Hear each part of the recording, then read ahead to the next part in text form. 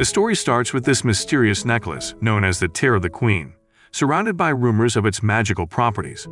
Originally, it had been a precious birthday gift to Seung-woo's mother. However, after her unexpected death, the necklace disappeared without a trace. 2 decades later, the necklace made a surprising reappearance at a high-profile auction, with the starting bid being a staggering 1 billion won. While the room buzzed with excited bidders, an elderly man was spotted discreetly exiting. To the shock of many, this turned out to be Seung-woo in a clever disguise. Determined to uncover the necklace's journey back into the public eye, Seung-woo covertly made his way into the office of the auction CEO. Through his investigation, he discovered the essential information about the necklace's origin was ingeniously hidden within the collar of the CEO's pet dog. On a different note, there was Sura, a diligent food courier.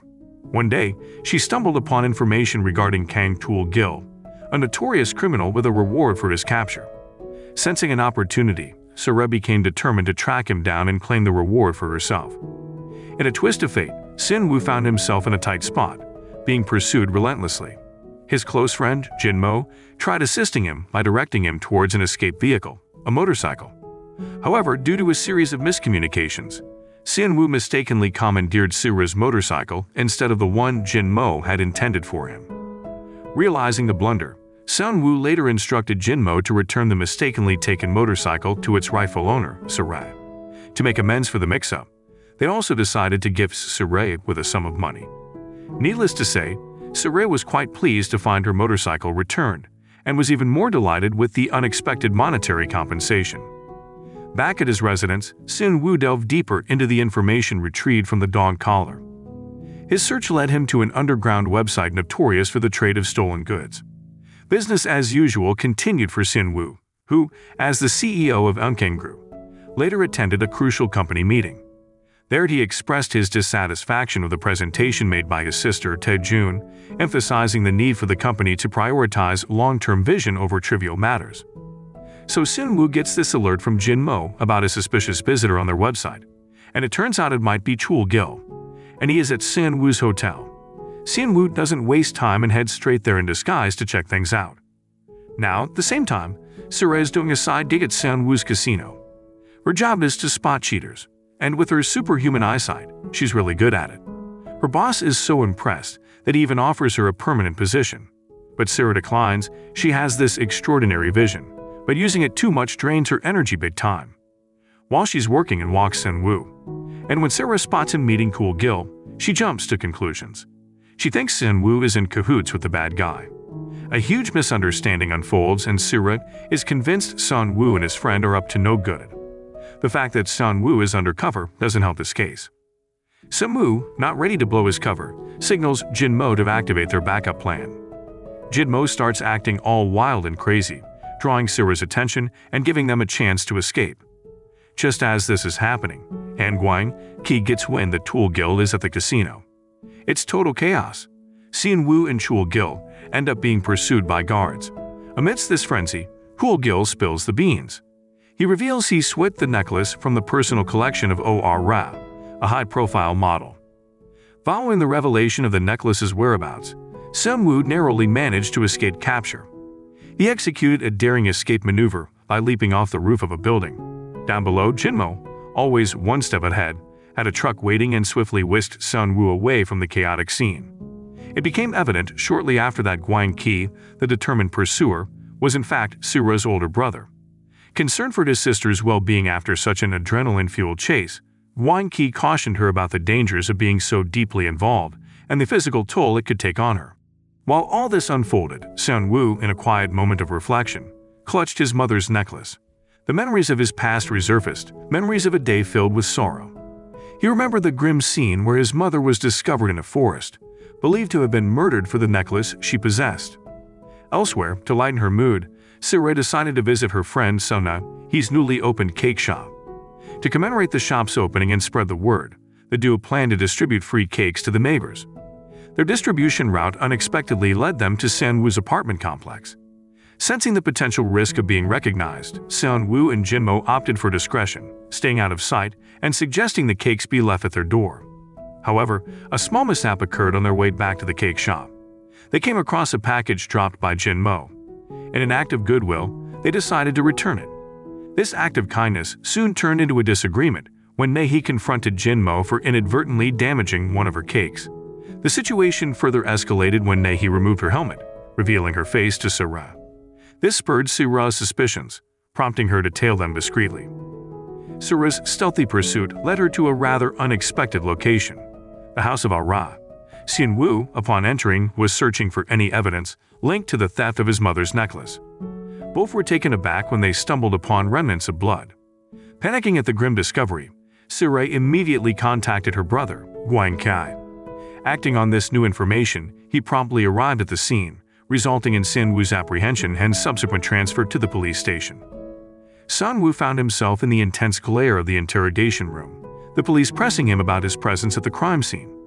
But instead of caving, Xianwu turned the tables, posing a clever question to the police, suggesting that Sera was his informant.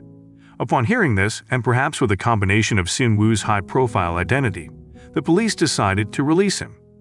Sera, on the other hand, was racked with anxiety. The realization that she had reported someone of Xianwu's stature, the CEO of the Yongkang Group, and her own employer at the hotel, was a massive shock to her. Xianwu was anything but pleased.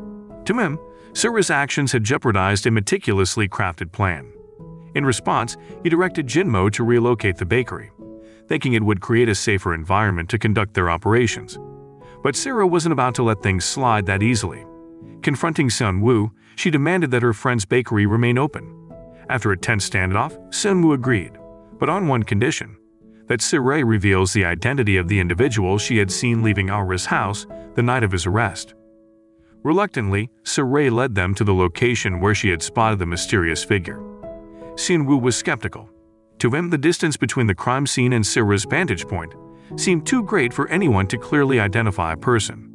But as they scoured the area, a crucial piece of evidence emerged: CCTV footage that not only corroborated Sera's account, but also revealed the identity of the individual. Recognizing her unique skill set, Xianwu enlisted Sera as his assistant for their subsequent endeavors. Their investigation took them to the agency where Aura worked as a model. They encountered one of her colleagues who recognized the person from the footage but was oblivious about the coveted necklace. Determined, Xianwu and Sera then sought answers from the head of the modeling agency. But much to their frustration, he remained evasive, offering no clear information about the necklace's whereabouts. The following day, Xianwu and Sera, embellished with a strategy, visited a bustling nightclub. Sera, subtly adorned with Xianwu's mother's necklace, merged into the venue of the model, hoping to lure the individual they were hunting. Once inside, Sera was ushered into a secluded room, out of Xianwu's reach. Unexpectedly, Xianwu encountered his sister Ta Jun in the lively atmosphere of the club. Fortune was on his side though, as Ta Jun, inebriated and oblivious, didn't recognize him. Ta Jun, exhibiting a less than gentle demeanor, proceeded to the same room as Sera and mistreated the model accompanying her. Sera, witnessing this, couldn't hold back her rebuke. A moment of tension arose as Ta Jun, stunned, gazed at the necklace Sera was wearing. Just in the nick of time, Xianwu appeared, whisking Sera away from potential danger. Sera, with her extraordinary eyesight, noticed a peculiar detail in Xianwu's eyes, a reflection revealing they were being observed through a hidden camera. Swiftly, Xianwu seized the camera, and as the observer attempted to flee, Sera intercepted him. The individual, an employee from the modeling agency, confessed that he was tasked by his boss to document the activities of models working with the agency. The pair, with unrelenting determination, confronted the boss, seeking the data file of the recorded activities. A scuffle ensued when the boss tried to ingest the file, but Sera adeptly retrieved it. Upon viewing the contents of the file, they discovered a recording of Aura. But it was Sera who recoiled in shock, recognizing a man holding a bag with a distinctive small charm, the same one carried by the man emerging from Aura's house on that fateful night of Xianwu's arrest. The duo, puzzled, queried how Sera managed to discern such a minuscule detail from a considerable distance. But Sera, shielding her secrets, offered no explanation and withdrew from the scene. The next day saw Jinmo grappling with Sera's claim of her extraordinary vision. To validate this, Xianwu crafted a test. He positioned Sera at a distance from a building, upon which he held up a paper, challenging her to decipher its contents. When Sera claimed she couldn't see the text, Xianwu feigned a fall, aiming to unmask her powers through her reflexive reaction. However, Sira, astute and wary of revealing too much, refuted Seon-woo's suspicions, causing Seon-woo to retreat to his secret chamber in annoyance. Yet Jinmo, ever the mediator, advocated for Sira, emphasizing her indispensable contributions to their mission. In the opulent offices of the Unkang Group, Chief Secretary Hong anxiously sought out Seon-woo. His concern was palpable as Seon-woo was conspicuously absent. Elsewhere, Seon-woo and Jinmo were engrossed in piecing together the puzzle around Jang Min-soo, Ah-ra's alleged stalker. Their investigation unveiled an intriguing clue, a bracelet synonymous with a child cancer foundation, endorsed by Ah-ra herself. Yet puzzlingly, Ah-ra had neither reported the loss of her necklace nor the unsettling attentions of Jang Min-soo. As Seon-woo and Jinmo deliberated over this twist, Mr. Hong, still anxious, resorted to breaking into Seon-woo's sanctum, urging him to endorse a critical document. During this interaction, Seon-woo's keen eyes caught a glimpse of a familiar accessory, the same foundation bracelet encircling Mr. Hong's wrist. Upon inquiry, Mr. Hong shared that his association with the foundation stemmed from a charitable donation. This revelation prompted an immediate consultation between Seon-woo and Jinmo, who disclosed that the child of the very person they were investigating, Min-soo, was currently a beneficiary of the said foundation's care. The puzzle pieces around Ah-ra's mysterious death were beginning to fit together, and Wang Qi's discovery that the blood stains in Jang Min-soo's car matched Ah-ra's DNA was a significant piece of the jigsaw. The revelation about the cable hanger, a common accessory among nurses, deepened the mystery. Min-soo's son's serious heart condition provided a motive, potentially linking the dots. The bustling crowd at Nahee's grand store opening proved to be a hindrance to Seon-woo and Jinmo's mission to reach the hospital. Jinmo's irate encounter with Nahee was memorable, emphasizing his disdain for her business and his allergy to one of its products. Sira's attempt to return the dress to Seon-woo added a touch of levity, showcasing their developing rapport. The hospital visit saw Sira stunned by the appearance of her brother, emphasizing the interconnectedness of their lives. The revelation that Min-soo may have been abusing his sick son, Han Bio, added a dark twist. Jinmo's harebrained scheme of disguising Sira as a patient underlined his innovative, albeit occasionally absurd strategies.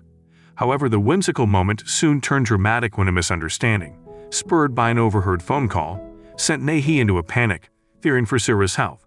Seon-woo, ever the professional, remained focused on gathering intel about Han Bio, while Jinmo's inadvertent encounter with his allergy brought about an intense and unexpected cliffhanger. Seon-woo and Sira found themselves staying overnight at the hospital due to their undercover mission. The next morning, they were the talk of the ward because of their odd sleeping arrangements. Sira had chosen a spot downstairs while Seon-woo was upstairs. To clear up any confusion and rumors, Seon-woo thought it best to offer Sira some food. Meanwhile, Mr. Hong, nursing a back injury, was also at the same hospital for treatment.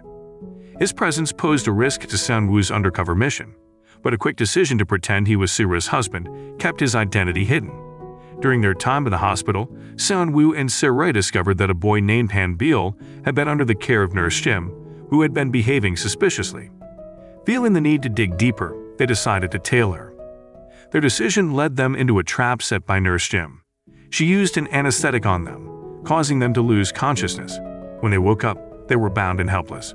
Fortunately, Jinmo, who had noticed Nurse Shim's escape attempt, was on hand to free them after their ordeal. Using a tracking device placed earlier by Jinmo, they pursued Nurse Shim. The chase led to a revelation. Inside a car, they found Ah-ra alongside Han Bio. They pieced together a heartbreaking story. Han Bio was Ah-ra's biological son, whom she believed had died years ago due to Nurse Shim's deception. In truth, the boy had been sent to an orphanage and later adopted by Jang Min-soo, a man who mistreated him. Upon discovering the truth and driven by a mother's love, Ah-ra sought to protect her son and exact revenge on those who had deceived her. Part of her plan involved a mysterious necklace, which she believed held some power or importance. However, the necklace was soon stolen from her. Fearful of getting the authorities involved and with a desire to protect her son, Ah-ra devised a plan to feign her death. Seon-woo was especially curious about this necklace and its significance. His frustration grew as Ah-ra remained tight-lipped about its origins. Sira, sensing the rising tension, tried to calm the situation. However, before they could delve further or secure Ah-ra and her son, they were incapacitated by another dose of anesthetic. Sian-woo had suspected from the beginning that Ah-ra's alleged death was staged, due to inconsistencies he observed at the supposed crime scene. Sian-woo and his team then regrouped at Jinmo's law office. Out of the blue, Sura swung by to grab a dress she left behind. Finding her car locked, she ventured inside the building, intrigued by the many concealed doors. Curiously, she opened one to find Sian-woo exercising shirtless. To her astonishment, the dress she sought was with him. Grabbing it, she made a hasty exit. That night, back at home, Sura was haunted by a photo from Sian-woo's room. Recognizing a face from her orphanage days, memories and dreams meshed together, hinting at past traumas she couldn't fully grasp. The plot thickened when Sura's sibling, Sue, showed up at Jinmo's office the next day. After she left, Jinmo pitched the idea to Sian-woo of hiring Sura as Tajun's secretary to keep a close watch on her, touting her impeccable eyesight as an asset. Sian-woo agreed and roped Sura into the position, which she gladly accepted. However, the following day brought a twist. When Sian-woo couldn't reach Sura, he sought information from Nae, who was unhelpful. The mystery deepened when they visited Sue's orphanage, discovering odd items in her room. As Sura separately searched for her sister, she was horrified to witness Sue being abducted. Sian-woo and Jinmo, arriving just in time, sprang into action, tailing the kidnapper. The situation was intense. Sian-woo and the team needed a foolproof plan to rescue Sue. Things got more complicated when they realized that Sue's close friend, struggling with drug addiction, was also inside the building and often relied on Sue for financial support. Sian-woo's initial strategy was to enter the building undercover as a delivery guy. With the distraction in place, Sura swooped in to rescue Sue. However, things didn't go as smoothly as they'd hoped, and their disguise was discovered. In a twist of events, Jinmo tried to divert attention by acting as a police officer. But even this plan flopped when the kidnappers noticed his fake badge. The kidnappers moved Sue and her friend to another location. In the midst of all this chaos, Sura tried to tap into her unique powers to locate them, but the strain was too much. She passed out, and Sian-woo, in a panic, rushed her to the hospital. There they were joined by Nae, who was distressed to learn about Sue's abduction. Back at the hideout, the duo discovered the sinister truth about the drug found in Sue's room. It was extremely harmful, and sadly, many young people were falling victim to its allure. Their next move was clear.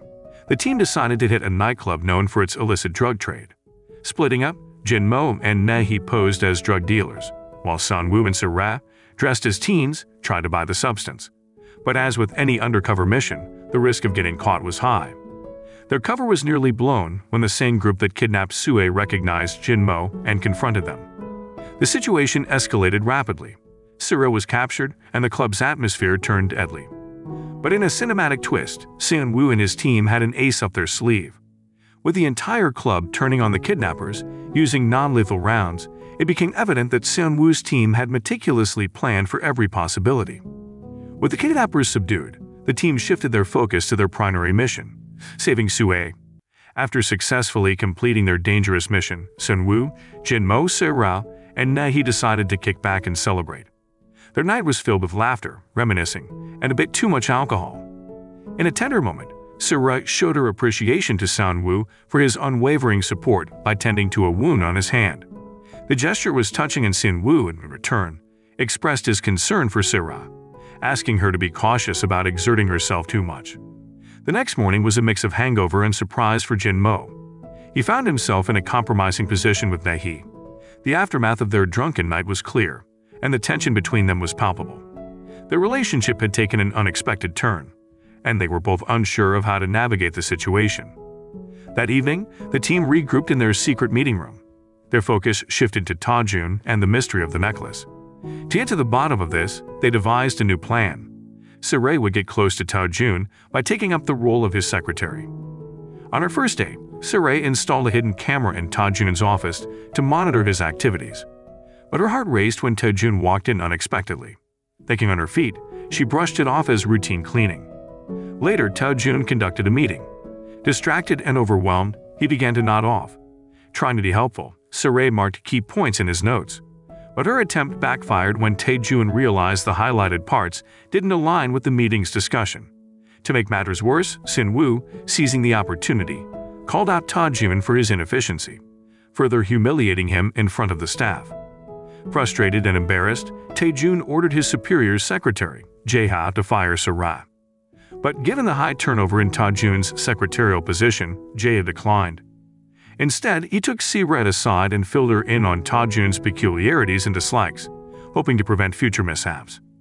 Subsequent events unfold, revealing complex relationships and deep-seated issues among the characters.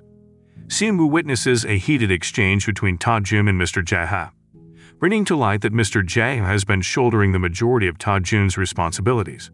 Shortly thereafter, Seung-woo is approached by Kang Won-soo, a vice chairman of the company, who is relentless in his efforts to arrange a marriage between Seung-woo and a woman of Won-soo's choosing. Despite Seung-woo's consistent refusals, Won-soo perseveres, unwavering in his matchmaking endeavors. Concurrently, Mei finds herself in a tricky situation with a deceitful buyer who falsely claims that a piece of iron in a cake from Naehee's shop has injured him. Even though Naehee insists on her innocence, she agrees to refund the buyer.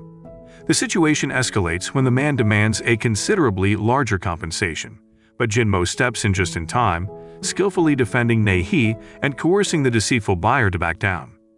Seung-woo, on the other hand, gains insight into Tae-jun's ulterior motives when he overhears a conversation revealing that Tae-jun is after the necklace worn by Sura. Fortunately, due to a blurry photo, Tae-jun remains unaware that Sura is the woman in possession of the necklace. In the midst of this, Seung-woo encounters a woman who claims she is intended to be his match. Uninterested, Seung-woo brushes her off, opting to continue monitoring Tae-jun instead. Just as he's about to be discovered during one of his spying efforts, Mr. Hong and his team fortuitously arrive, providing Seung-woo with an opportune excuse of planning a party with his staff. Seung-woo's concern amplifies when he discovers a drunken Sura on his way home. His protective instincts kick in, and he decides to drive her home, ensuring her safety. A potentially compromising situation arises when they reach her home and Gwangi, presumably a familiar figure in Sura's life, appears unexpectedly. In a state of panic, Seung-woo tries to prevent Sura from answering the door, but a phone call betrays his presence. Anxious moments pass as Seung-woo hides, narrowly avoiding detection by Gwangi, who leaves upon seeing his sister soundly asleep. The dynamics become even more intricate as Seung-woo directs Sura to clone the contents of Tae-jun's phone, while simultaneously, Won-soo discovers Tae-jun's illicit embezzlement activities, resulting in a confrontation witnessed by Seung-woo via a hidden camera. Sura's unexpected entrance to the scene, her subsequent medical aid to Tae-jun, and the emotional undercurrents during this encounter, particularly emanating from Seung-woo, add a layer of complexity and tension to the unfolding narrative. Seung-woo, harboring feelings of jealousy as Sura attends to an injured Tae-jun, attempts to maintain a semblance of control over the situation. Tae-jun, recognizing Seung-woo's emotional unrest, provocatively invites Sura out, inciting Seung-woo to clandestinely follow them along with Jinmo. At the restaurant, a seemingly accidental spill forces Sura to momentarily leave Tae-jun, providing an opportune moment for Seung-woo to hand her a memory device designed to copy data from Tae-jun's phone. Managing to buy enough time as Tae-jun is momentarily preoccupied, Sura successfully secures the data. In the meantime, Seung-woo and Jinmo, immersed in the copied data, pinpoint a suspicious number and a planned meeting between Tae-jun and an unknown individual. Scheming to disrupt this rendezvous, they ingeniously switch the room names, successfully deceiving Tae-jun into meeting Jinmo, while Seung-woo confronts the unknown individual. After a stern warning about the potential consequences, both for themselves and their company, should their plans proceed, the individuals reluctantly agree to cease their actions. However, a twist arises as Mr. Jae-ha, who has been covertly observing the scene, captures photographic evidence of the deception and quickly informs Tae-jun, further complicating the delicate balance of power and alliances. In the evening, a more serene moment transpires as Jinmo and Naehee share a meal together, providing a gentle contrast to the high-stakes endeavors occurring parallelly. On the other side, Mr. Hong had a specific woman in mind for Seung-woo, chosen by Kang Won-soo. Despite his initial reluctance, Seung-woo agreed to the meeting. While Jinmo's role was to interfere with such matchmaking plans, he became distracted. However, he formulated a plan involving Sura. Given Seung-woo's previous favors to her, Sura decided to help out by pretending to be Seung-woo's romantic partner, and they staged a public display of affection. This act led the woman Kang Won-soo had chosen to feel out of place, prompting her to exit. The act seemed to be going smoothly, except for one hitch. Mr. Hong witnessed their close interaction. To solidify their Fox relationship and ensure Mr. Hong wasn't suspicious, Sin Woo invited Siray to his luxurious apartment. There, amidst the elegant surroundings, they indulged in a meal. Post-meal, a tired Siray fell asleep. Kind-hearted Sin Woo ensured she was comfortable in the bedroom, while he opted for the couch. Morning greeted Sin Woo and Siray with an intimate setting. They found themselves in close proximity, with Siray warmly embracing him. As they discreetly tried to exit the premises, Mr. Hong noticed them yet again. Things took a dramatic turn when Mr. Hong unveiled some startling information. To Jun had been embezzling funds from the company.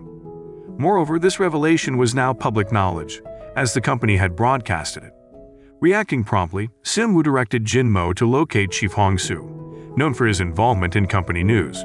Concurrently, he requested Sura to gather evidence from Ta Jun's office space. In his pursuit of the truth, Sin Woo reviewed security footage to ascertain Chief Hong Soo's presence at the company the day before. The tension escalated when Tae Jun made a connection. He recognized Sura as the woman from a nightclub encounter. Sensing danger, Sin Woo advised Sura of Ta Jun's newfound knowledge and felt it best for her safety if she departed from the company. Shortly after, Ta Jun and Mr. Jia were hot on Sura's trail, trying to catch her. In a quick thinking move, Sin Woo dressed up as a janitor and hid Sura in a large trash bin to keep her out of sight. Once they felt it was safe, the duo started their mission to find Chief Hong Soo and get to the bottom of the mysterious news about the company. Meanwhile, Ta Jun was in a frenzy over the spreading news. He speculated that Chief Hong Soo's actions might be rooted in some past animosity between them. While in Chief Hong Soo's office, Sin Woo swiftly transferred all the computer data to his device for analysis. Upon examination, Jin Mo reported that there was nothing out of the ordinary in the data or the company's surveillance footage. In the midst of this, Mr. Jia had thought it would be wise to inform the vice chairman, Kang Won-soo, about the news release, but Ta Jun was against it. He didn't want the vice chairman to get wind of the situation. Frustrated, Tae Jun let out his anger by hurling a glass, which accidentally hit and damaged a concealed camera. Jin Mo noticed the damaged camera and immediately tried to get in touch with Sin Woo and Sura, but received no response. Taking matters into his own hands, Jin Mo decided to step in and repair the camera. Around the same time, Sin Woo discovered that the company's janitorial staff were often treated poorly and had uncomfortable resting areas. To make matters worse, whispers amongst the staff revealed that there was a recurring issue of workplace harassment that remained largely unaddressed. While delivering cakes at the company, many spotted Jin Mo sneaking into Ta Jun's office. Jin Mo was attempting to replace the broken camera, but he became frantic when he realized Mr. Jia was outside the door. Fortunately, Nady came to his rescue by diverting their attention. Elsewhere in the building, Suri overheard in the restroom that Chief Hong Soo had been harassing an employee named Li Yan. Suri's eavesdropping was cut short when Tae Jun found her, but Sin Woo stepped in just in time to help her. Together, they managed to subdue Ta Jun and lock him in a bathroom. Disguising themselves, Sin Woo and Suri then entered the conference room, where Sin Woo promptly canceled the ongoing meeting. As the executives were exiting, they ran into Manager Jung. It was revealed that Manager Jung harbored resentment towards Chief Hong Soo for harassing Li Yan. In fact, the controversial news was released by Manager Jung herself, aiming to discredit Chief Hong Soo. To add another twist, she knew of a secret about Ta Jun's embezzlement scheme. After breaking free from the restroom, Tae Jun met with Mr. Jae-ha, who informed him that Sin Woo had located Chief Hong Soo. At that moment, the police escorted Chief Hong Soo out after an interrogation. Even though he pleaded for help, Mr. Jada chose not to get involved. In the midst of all this drama, Sin Woo inquired about a necklace he found at his villa. Ta Jun, however, denied any knowledge about how the necklace ended up there. The following day, Ta Jun had a meeting with his father, Kang Won-soo.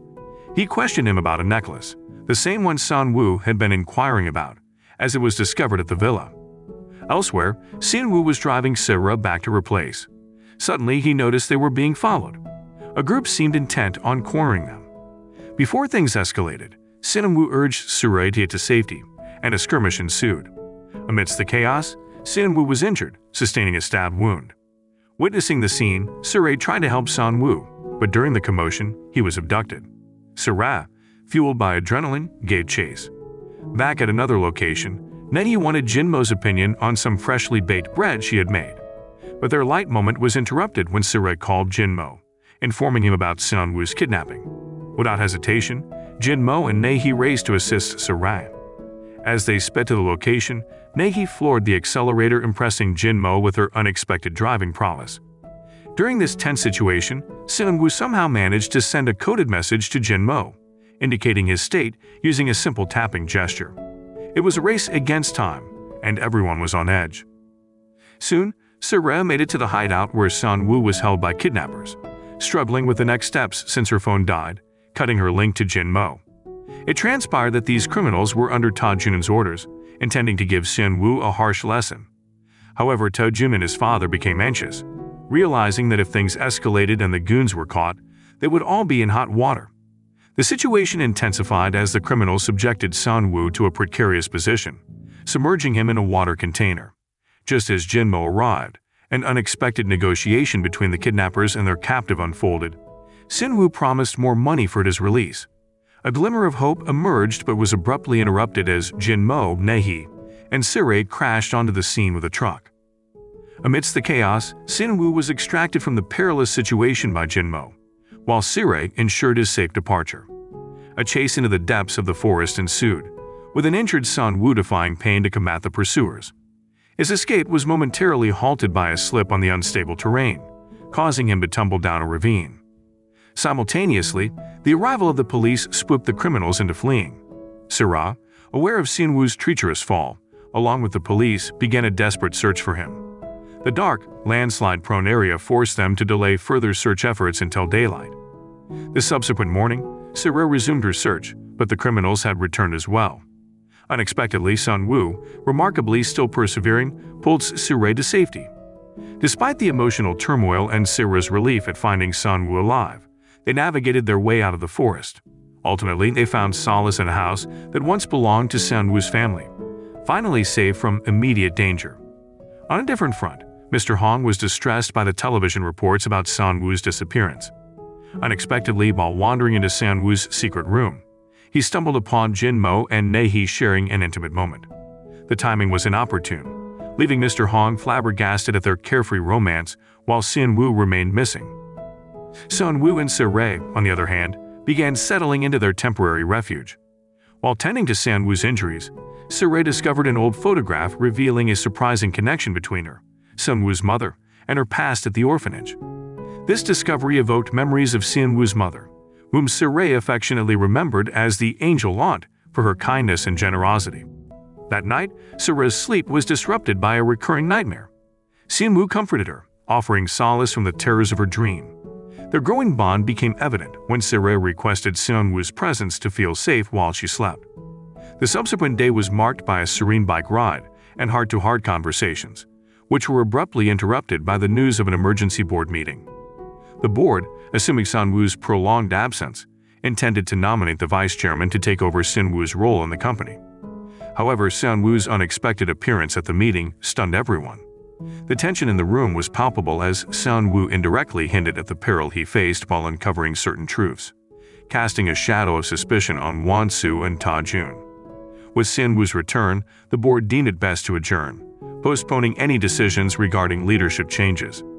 Navigating through a maze of conspiracy and secrets, Mr. Hong, alongside Seonwoo, concocted a scheme to ensnare Won-soo during the high-stakes board meeting.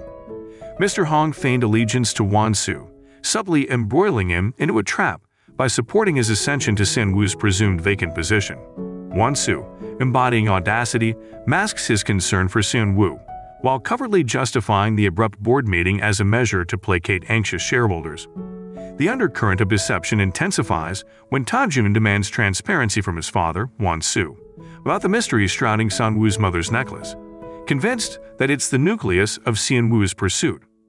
In an alternate subplot, Seonwoo, galvanized by revelations from a photograph, solicits Mr. Hong's assistance to identify and locate a man captured in the image. Simultaneously, Nehi and Jinmo venture to the site of the recent abduction, encountering Chairman Bayan, the man behind Seonwoo's kidnapping. Chairman Bayan, coerced into a confession by Mr. Jaha under the promise of legal support and a potentially reduced sentence, prepares to surrender to the authorities. Jdrama, covertly tailing Chairman Bayan, updates Sun-woo about Bayan's imminent surrender. Upon arrival at the police station, Bayan concedes to his part in Sun-woo's kidnapping, opening himself to an inquisition led by Dong-hee. Dong-hee, adopting a stern demeanor, presses for a full confession, threatening severe punitive action should Bayan choose reticence over revelation. Teetering on the edge of a decision, Chairman Bayan requests a pause to deliberate. But a menacing message from Mr. Jha infiltrates his contemplation, draping his decision in a shroud of fear and uncertainty. In the throes of a dark and intriguing narrative, Tae-jun finds himself ensnared by the long arm of the law, as the police, equipped with evidence provided by Sin-woo, apprehend him. Accusations fly wildly, with Tae-jun reproaching Mr. Jha, suspecting him of engineering his downfall, while his father, Won-soo, remains conspicuously unsympathetic to his plight. Won-soo's priorities appear bound to the company and his professional endeavors, rather than to the safety and well-being of his son, further fracturing their already strained relationship. A twist in the tale reveals a physical altercation between Won-soo and Tae-jun following a lethal accusation related to the death of Sin-woo's mother. As Tae-jun is ushered away by the police, Sin-woo lends a piece of sagacious advice, urging him to use this moment for introspection and to reflect on his cascade of malevolent actions. The story transitions to a lighter note amidst the pervasive darkness, bringing Sun-woo and Sira into a precarious situation during a company meeting. A serendipitous fall, orchestrated by a stray bottle, results in a tender, albeit awkward moment between them, temporarily veiling the sinister undertones permeating the narrative. However, trouble never strays far in this woven tale.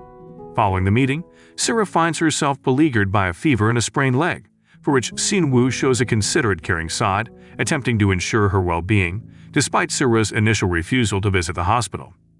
In contrast, Jdrama curates a romantic escapade for Nae, crafting a haven of love and normalcy away from the pervasive chaos, signaling a rare but heartfelt romantic development in the midst of the overarching conflict and mystery. Yet, the ominous clouds of conflict never completely dissipate. Wang Ki, presumably protective of his sister Sira, confronts Sun-woo, delivering a stern warning and unspoken threat, urging him to insulate Sira from the vortex of conspiracy and danger that perpetually surrounds him. The following day, Mr. Hong discovered some details about a person named Choi, whom Sin-woo had been searching for. Choi was once a junior vice chairman in high school. When Sun-woo learned of this, he decided to locate Choi with Sira's help. During their search, they came across a distressed woman who had lost her child. They kindly assisted her in locating her child, further showcasing their compassionate nature. Later, they reached Choi's house, and Sin-woo showed him a picture, seeking information. However, Choi claimed ignorance about the photo. But a twist in the tale emerged when it was revealed that the child's grandfather was actually Choi. Touched by Sin-woo and Sira's earlier gesture of finding his grandson, the grandfather decided to shed light on the photo's backstory. He narrated that shortly after Sun-woo's mother passed away, a person had tasked Choi with finding a child named Nam-ju, intending to provide the child with financial support. In a different location, Won-soo made a visit to the prison where her son, Tae-jun, was incarcerated. She reassured him, hinting that she would work on securing his release. Concurrently, Sira and Sun-woo had a breakthrough in their quest. They located a key connected to a necklace investigation they'd been working on. This discovery deepened their intrigue about why Nam-ju's name kept surfacing. Jdrama, sharing his insights, informed them that Nam-ju had probably departed from Korea, and there was speculation that he might have changed his identity. Subsequently, to gather more details, Sun-woo and Sira decided to visit an orphanage, where both Sira and Nam-ju once lived. The head of the institution hinted that Sira's sister might have more information about Nam-ju. As their visit concluded and they were preparing to depart, they were approached by a couple of enthusiastic children from the orphanage who were eager to engage them in some playful activities. In a separate event, the vice chairman experienced a moment of alarm upon encountering a particular photo at Mr. Jha's residence. Sira, valuing her independence, declined Sun-woo's offer to drive her home after their day of investigation. Wang Ki, protective of his kin, had a brief interaction with Sin-woo. He was mainly concerned about Sun-woo's closeness to Sira, and expressed his wish for Sin-woo to maintain some distance. Sin-woo, however, was more focused on gathering information and posed a query about Wang Ki's familiarity with Nam-ju. All Wang Ki could offer was that Nam-ju, and he shared the same orphanage as their childhood home. Toward the end of this segment, Mr. J became aware of the vice chairman's recent visit to his home. To add another layer of complexity to the story, he reached out to the vice chairman, addressing him in an affectionate and familial manner by calling him father. In another corner of the scene, Seon-woo and Se-ra were together, probably enjoying each other's company. As they were hanging out, Seon-woo couldn't help but wonder about the real status of their relationship.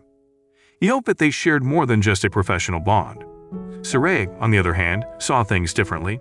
In her eyes, their connection was strictly professional. She worked for him, and that was that.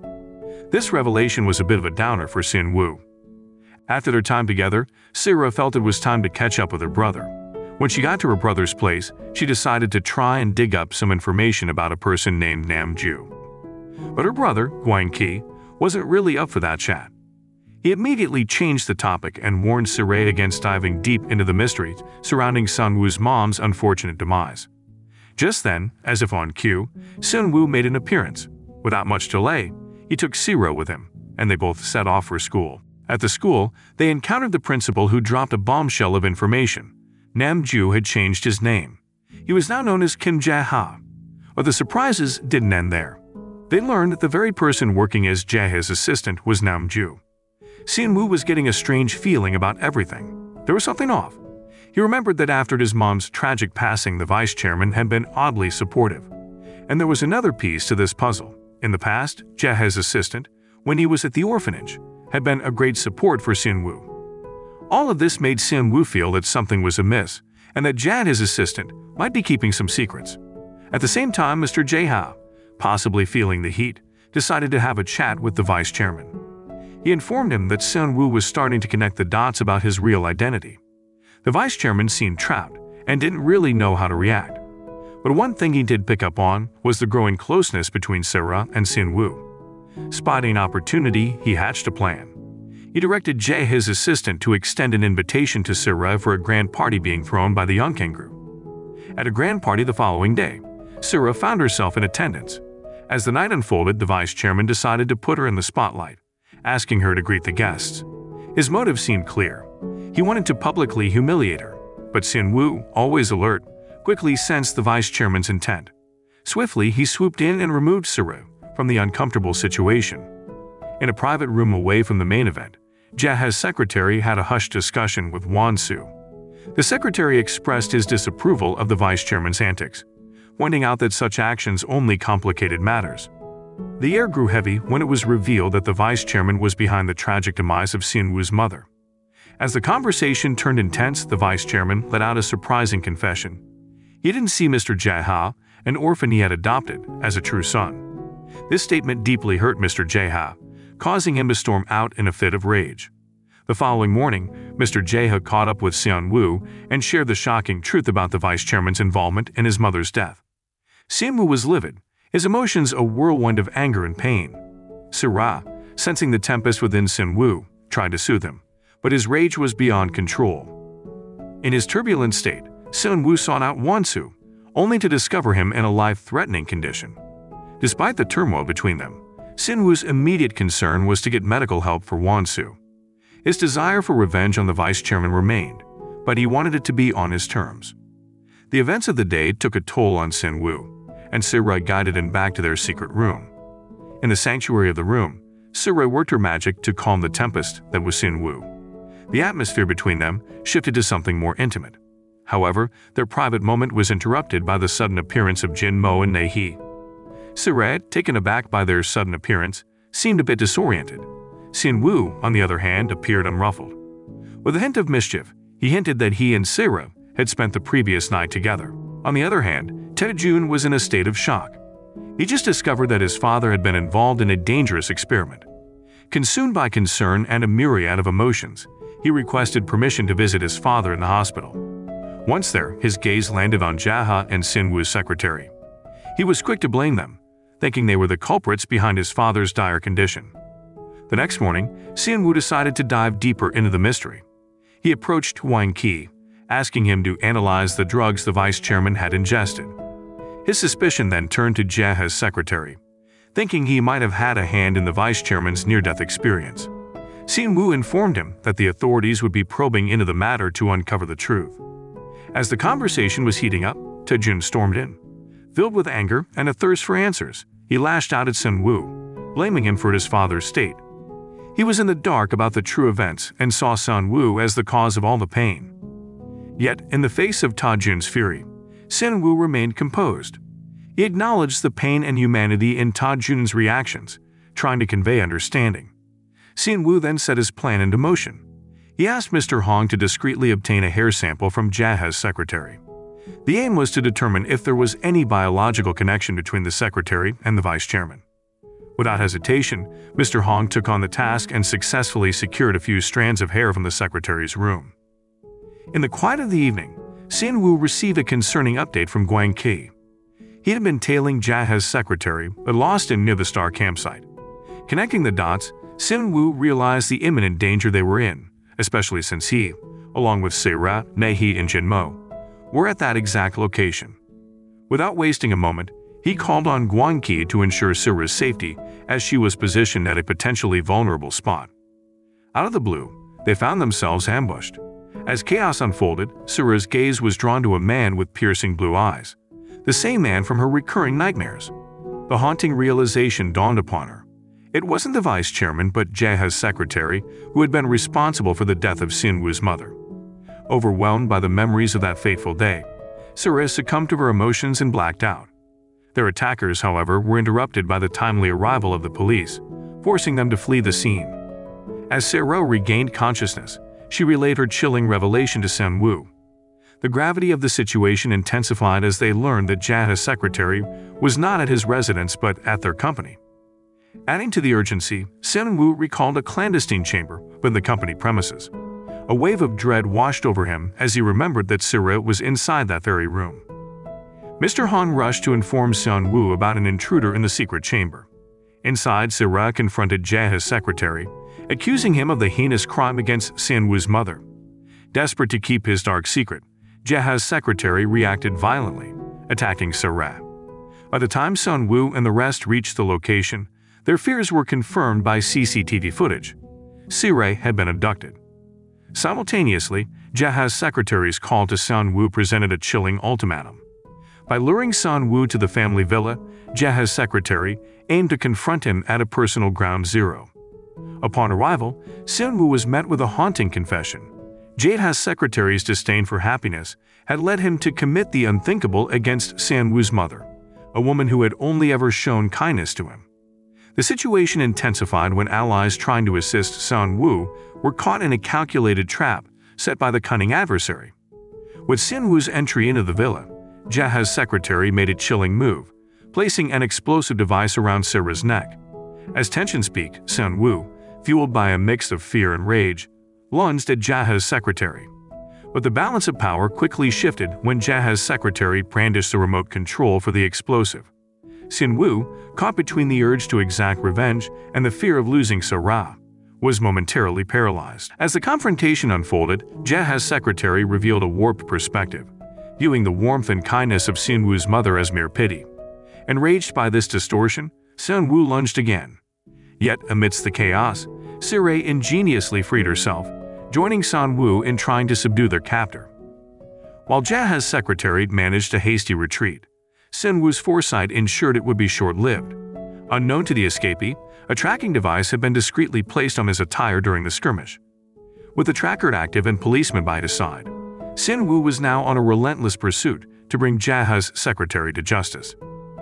Subsequently, Sun-woo successfully located and confronted Jaeha's secretary, channeling his anger but ultimately refraining from taking the man's life. Instead, he ensured that justice would be served by escorting him to the police station. In the aftermath of these events, Gwang Ki couldn't help but feel a pang of jealousy as he observed Se-ra's deep concern for Sun-woo. The shocking news of Jaeha's secretary's heinous crime quickly made headlines across various media outlets. Meanwhile, Sun-woo disclosed to Tae-jun that he had a child with Aura, and warned him not to repeat his father's mistakes. Sun-woo also pledged to help Tae-jun reunite with his son on the condition that he takes responsibility. Tae-jun subsequently visited his father in the hospital, struggling with disappointment over his father's actions. In a separate development, Sun-woo invited Se-ra to a restaurant, delighting her by ordering her favorite dishes. During this romantic evening, Seonwoo presented Sira with a necklace, symbolizing his deep affection for her. As they left, they were unknowingly photographed, leading to the spread of their image across the media. Hwang Ki, upon seeing the circulated photo, promptly sought out Seonwoo in a private chamber. He emphatically cautioned Seonwoo against causing any harm to his sister, as he had grown to consider Sira as his own flesh and blood. Subsequently, Hwang Ki shifted the conversation to his ongoing investigation and requested some tools from Seonwoo to aid in the case. The following day, Seonwoo informed Master Hong that he would be taking a few days off. Sira accompanied him to his parents' gravesite, where they found solace in finally bringing Seonwoo's mother's murderer to justice. As the evening descended, Seonwoo gathered the courage to propose to Sira. Filled with joy, Sira wholeheartedly accepted his proposal, marking a heartwarming conclusion to their journey. The moral of the story is sometimes, it's better to chase dreams than bad guys. You might find love and a proposal along the way.